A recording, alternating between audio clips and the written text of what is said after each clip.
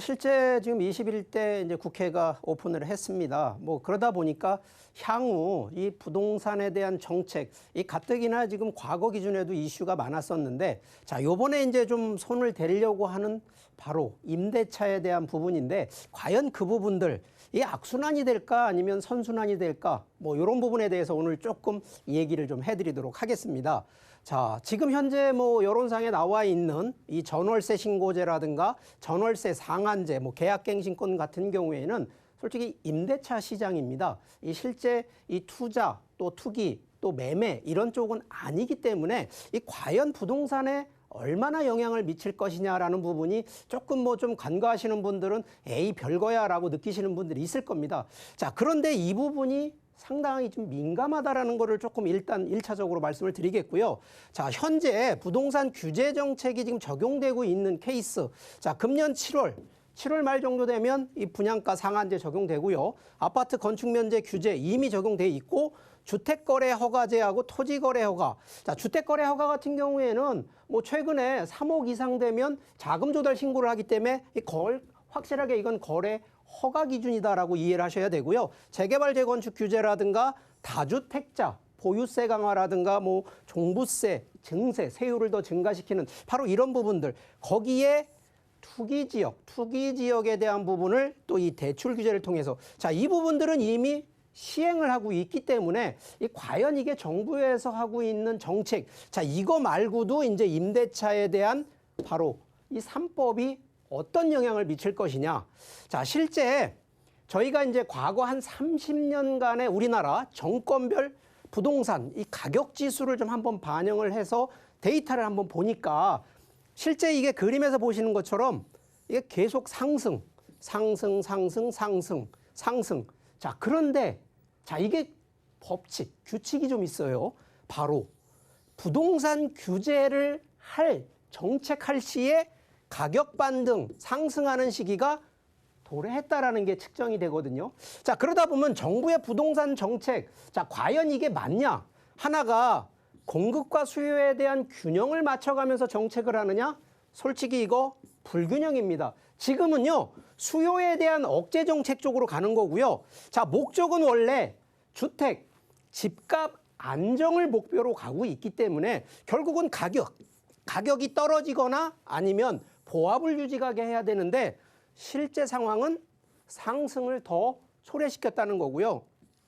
여기에 규제의 대상을 거래를 규제하거나 세금에 대한 부분을 통해서 공급이 아닌 수요 억제에 너무 초점이 맞춰져 있다는 것이 하나의 좀 문제고, 자, 여기에 가장 큰 문제가 우리가 보통 민주주의하고 그다음에 경제자유 논리를 따지면 실제는 시장 논리에 맡겨야 되는데 솔직히 저희는 정부의 시장 간섭이 너무 많습니다. 자, 그러면 결국은 이런 시장 논리에 맞질 않으면 결국은 언밸런스, 불균형이 오기 때문에 이런 가격 상승이 오다 보니까, 자, 이 기회를 노리는 분들 어떤 분들이냐?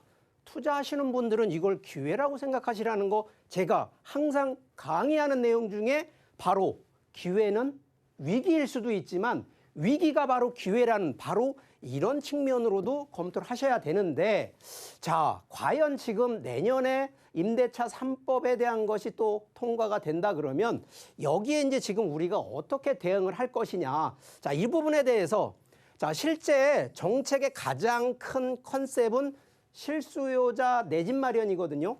자, 그런데 내 집 마련이 꼭 매수를 해서 내 집을 할 거냐. 자, 그런데 우리 기본적으로요. 자, 서울권 특히나 투기, 조정, 대상 지역이라든가 이런 지역에서는요. 이거 아무래도 중소형 위주의 매수, 실제 거주하시는 분들이 수요자가 많습니다. 그래서 실제 서울 가격이 떨어지는 것이 아니라 상승할 수밖에 없다라는 거고요. 자, 집값 안정화는 실제 이거는 정부의 생각입니다. 자, 그런데 집값 안정화를 한다는 것이 이게 가장 큰 문제가 뭐냐면 공급인데, 자, 이 공급이 과연 지금 주택 공급 정책이 과연 공급에 대한 정책이냐?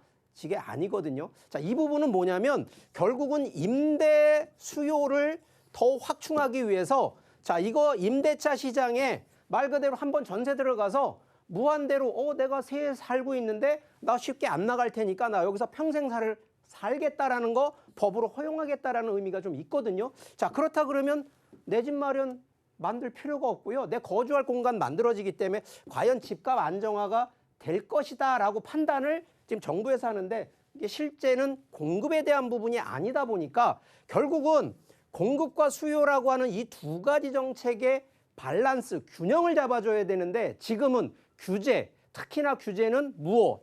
바로 이 수요에 대한 규제를 하기 때문에 이 부분이 언밸런스 나기 때문에 실제 투자하시는 특히나 가격 상승에 대한 요인들은 어쩔 수 없지만 상승할 수밖에 없다. 그러니까 결론이 이제 이런 부분인데 자, 정부에서 지금 두 가지입니다.